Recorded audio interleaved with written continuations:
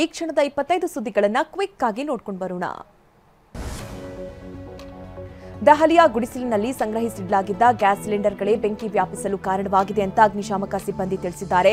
ಬೆಂಕಿ ತಾಕ್ತಾ ಇದ್ದಂತೆ ಸಿಲಿಂಡರ್ಗಳ ಸ್ಫೋಟವಾಗಿದೆ. ಇದು ಬೆಂಕಿ ವ್ಯಾಪಿಸಲು ಹಾಗೂ ಸ್ಥಳೀಯರ ಆತಂಕಕ್ಕೆ ಕಾರಣವಾಯಿತು ಅಂತ ಹೇಳಿದ್ದಾರೆ. ದೆಹಲಿಯಲ್ಲಿ ಸಂಭವಿಸಿದ ಅಗ್ನಿ ದುರಂತದಲ್ಲಿ ನೂರಾರು ಸ್ಲಂ ನಿವಾಸಿಗಳು ಬೀದಿ ಪಾಲಾಗಿದ್ದಾರೆ. ಗುಡಿಸಲುಗಳು ಸುಟ್ಟು ಕರಕಲಾಗಿವೆ. ಆಹಾರ ಪದಾರ್ಥ, ಇತರೆ ವಸ್ತುಗಳು ಭಸ್ಮವಾಗಿದೆ.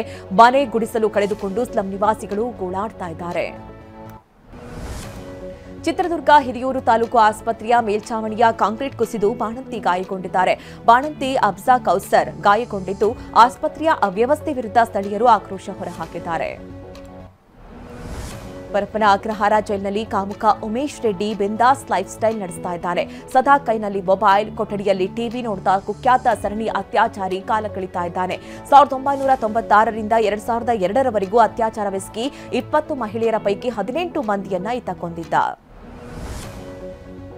ಟೆಕ್ಕಿ ರೇನಾ ಜೊಶಿಲ್ಡಾ ಅವಳಿಂದ ಬಾಂಬ್ ಬೆದರಿಕೆ ಪ್ರಕರಣದ ತನಿಖೆ ಚುರುಕುಗೊಂಡಿದೆ. ವಿಚಾರಣೆ ವೇಳೆ ಹಲವು ಸಂಗತಿಗಳು ಬೆಳಕಿಗೆ ಬಂದಿದೆ. ರೇನಾ ಪ್ರತಿಷ್ಠಿತ ಶಾಲಾ ಕಾಲೇಜುಗಳ ಆಯ್ಕೆ ಮಾಡಿಕೊಳ್ತಾ ಇದ್ಲು. ವಿಪಿಎನ್ ಬಳಸಿ ಹೊಸ ಇಮೇಲ್ ಐಡಿ ಸೃಷ್ಟಿಸಿ ಟಾರ್ ಬ್ರೌಸರ್ ಮತ್ತು ಡಾರ್ಕ್ ವೆಬ್ ಮೂಲಕ ಇಮೇಲ್ ಕಳಿಸ್ತಾ ಇದ್ಲು ಅನ್ನೋದು ತಿಳಿದು ಬಂದಿದೆ.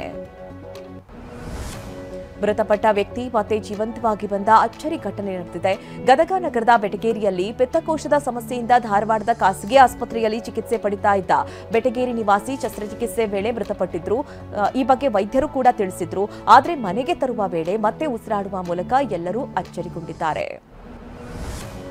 ಕಲಬುರಗಿಯಲ್ಲಿ ಖತರ್ನಾಕ್ ಮನೆಗಳನ್ನ ಬಂಧಿಸಲಾಗಿದೆ. ಬಿಲಾಲ್ ಕಾಲೋನಿ ನಿವಾಸಿ ಮೊಹಮ್ಮದ್ ಆರಿಫ್ ಅಲಿ ಎಂಬಾತನನ್ನ ಬಂಧಿಸಲಾಗಿದೆ.